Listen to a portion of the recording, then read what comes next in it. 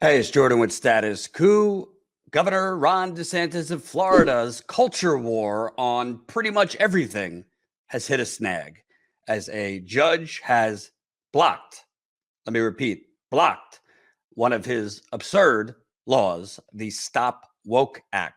Let me show you what's going on. A judge has blocked Florida's Stop Woke Act pushed by Governor DeSantis. Florida judge on Thursday declared a Florida law championed by Republican Governor Ron DeSantis that restricts race-based conversation and analysis in business and educational unconstitutional. Tallahassee U.S. District Judge Mark Walker said in a 44-page ruling that the Stop Woke Act violates the First Amendment as is impermissibly vague. Walker also refused to issue a stay that would keep the law in effect during any appeal by the state. The law targets what DeSantis has called a pernicious ideology exemplified by critical race theory, the idea that racism is systemic in U.S. institutions that serve to perpetuate white dominance in society. Walker said the law, as applied to diversity, inclusion, and bias training in business, turns the First Amendment upside down because the state is barring speech by prohibiting discussion of certain concepts in training programs. Quote, "If Florida truly believes that we live in a post-racial society, then let it make its case," the judge wrote, but it cannot win the argument by muzzling its opponents. The governor's office didn't immediately respond to an email seeking comment. DeSantis has repeatedly said any losses at the lower court level on his priorities are likely to be reversed by appeals courts that are generally more conservative. The law prohibits teaching or business practices that contend members of one ethnic group are inherently racist and should feel guilt for past actions committed by others. It also bars the notion that a person's status as privileged or oppressed is necessarily determined by their race or gender, or that discrimination is acceptable to achieve diversity. The ruling Thursday came in one of three lawsuits challenging the Stop Woke Act. It was filed by private entities, Clearwater-based honeyfund.com. So I went down to Florida a couple months ago. We covered the Don't Say Gay bill, which is exactly what it is. I read the bill. It's essentially a gag order on LGBT teachers and students, from even a teacher even acknowledging that they have a same-sex partner, students even acknowledging that they might have, had a family picnic with two daddies or two mommies. That has many lawsuits contesting it, which, based on this ruling, I might expect that the Don't Say Gay bill might eventually be struck down too. But what is so egregious about the Stop Woke Act is essentially, I'd essentially compare it to Trump and when he got there, when he was running, the Muslim ban, which was just overt. I mean, we're not hiding the racists. We're not doing dog whistles. We're just blaring the sirens of racism and bigotry and distractions and blaming the other. This is Ron DeSantis' version of that, but just dressed up in more subtle bigotry. Because there is no mass crisis going on in schools of critical race theory being taught. Critical race theory is really only taught in like graduate level classes. Your third grader isn't learning critical race theory. It's a made up problem that Governor DeSantis and his pattern of basically trying to tap into that Trump base that wants to basically focus on everything else, but the fact that people like DeSantis and Trump are phony populists, that they are continuing to sell out their own supporters by giving tax cuts to corporations, wealthy people, deregulation, same old Republican politics. And that is what DeSantis has done with things like the Stop Woke Act. It essentially creates a solution for a problem that doesn't exist. It also essentially makes white people that might not all be consciously racist feel a little validated. Like, yeah, why should I have to be indoctrinated? I didn't own slaves. I didn't round them up. I didn't kidnap them. I didn't murder them. Why should my kids be felt guilty for that? Even though that's not what's being taught in schools at all. Let me repeat, even though that's not what's being taught in schools at all. It also is ironic because you have all these Republicans who suddenly care so much about free speech and our anti-censorship, but Ron DeSantis has literally been using his government in Florida to muzzle, as this judge says, LGBT discussion, even acknowledging, if you're a teacher or a student, that you might, if you're a teacher, that you might have a same-sex partner, if you're a student, that you might have same-sex parents, and in this case, muzzling teachers, students, and businesses. Remember, this is businesses that this law went against, in terms of you can't even have training that might even make white people feel mildly guilty about America's history.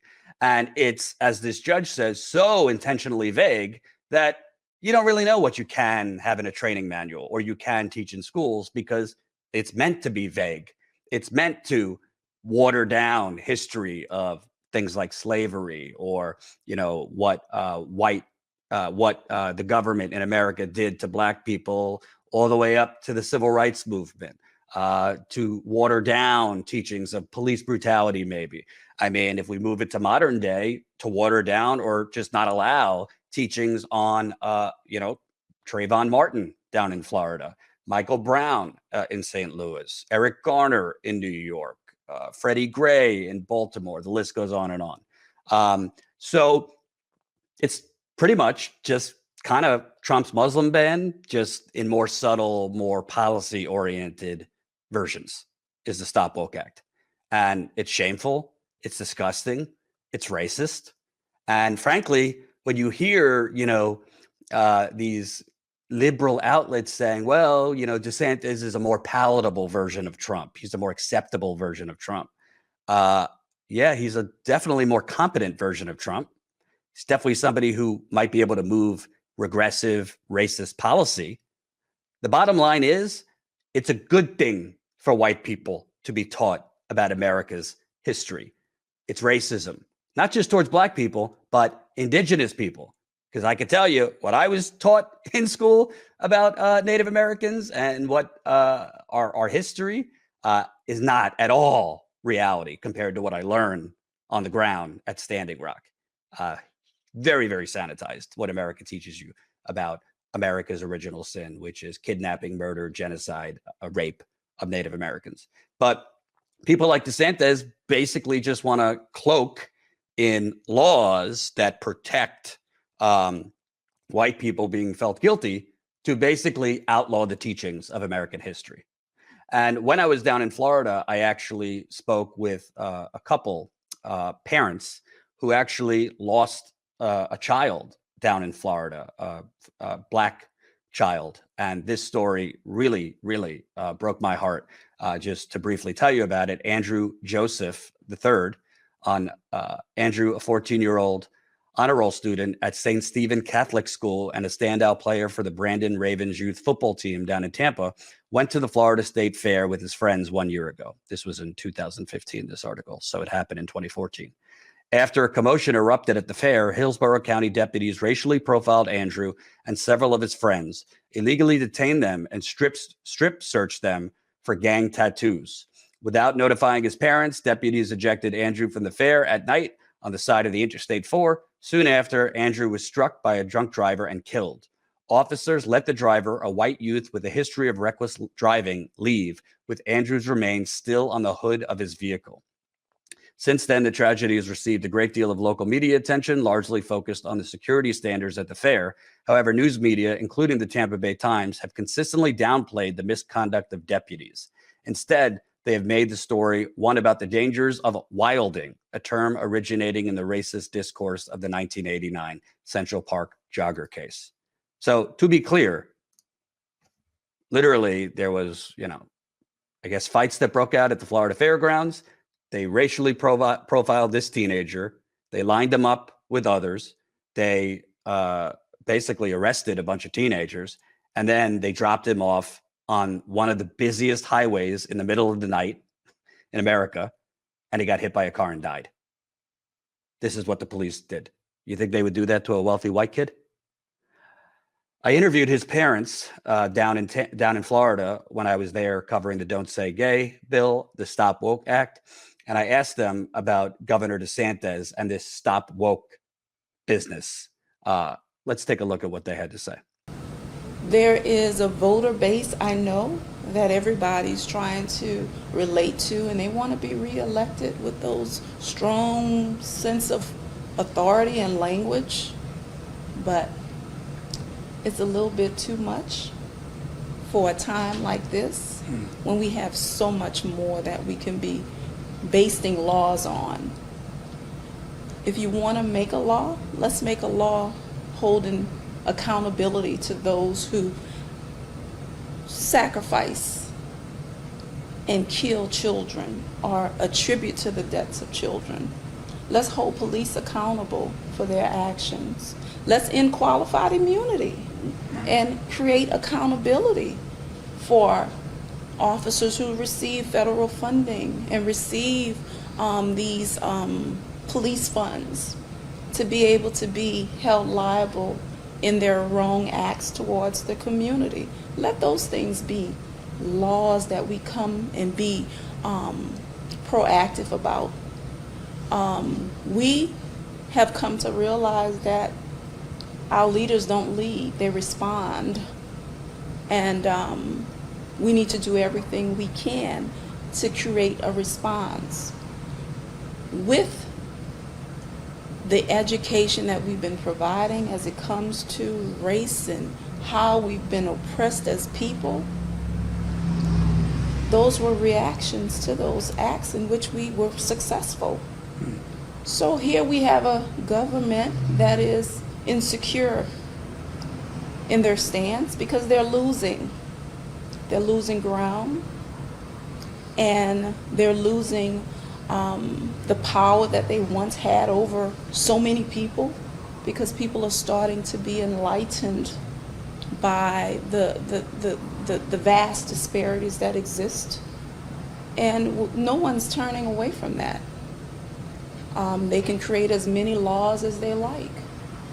We're going to still be able to get the messaging out. We just change the way in which we deliver the message. Yeah. So I stand, not really bothered much by what we see with the governor, because I do know giants with their appeal to rule, that they do fall. Right. And that's just a giant that's waiting to fall. But if you really step back and look at it, no matter what category you think about on this planet, black people are always dead last. In any situation, in any category you can imagine, from law, labor, politics, food, housing, water, air, you name it. And by design, black people are last. The people that needs the most help needs to be getting the most constructive type of help. But in this system, those people get kicked the most. They get discriminated against the most. And America takes great joy out of that. It brings them great pleasure to have us last on every list. But yet we still strive. And we wake up every morning. And the whole world blames us for their problems. For the most part, we're a peaceful people that have been made by the demons to be demons. So, just like our great governor, what's his name? DeSantis. At this point, trying to make it illegal to tell my son's story. Because this is black history here in Tampa. This is black history around the country. This is a 14-year-old child that has been last seen in the sheriff's custody that's missing. There's a multi-million-dollar lawsuit on the table. There's been no investigation by nobody. Nobody wants to talk about it. You can't help, after watching that, I believe you can't help but to realize this is why Ron DeSantis and politicians like him don't want actual American history taught. Because if we actually taught the truth, not just about the violence towards Black people, but the economic violence that we have perpetrated on Black people, the modern day segregation that still exists in so many places, maybe white children who learn it then might want to do something about it when they become adults and can actually act. I'm hoping that this is not the first of Ron DeSantis's culture wars that are blocked. He's banned math textbooks for critical race theory. Obviously, the Don't Say Gay bill that he has helped push that is already negatively affecting LGBTQ teachers and students down in Florida.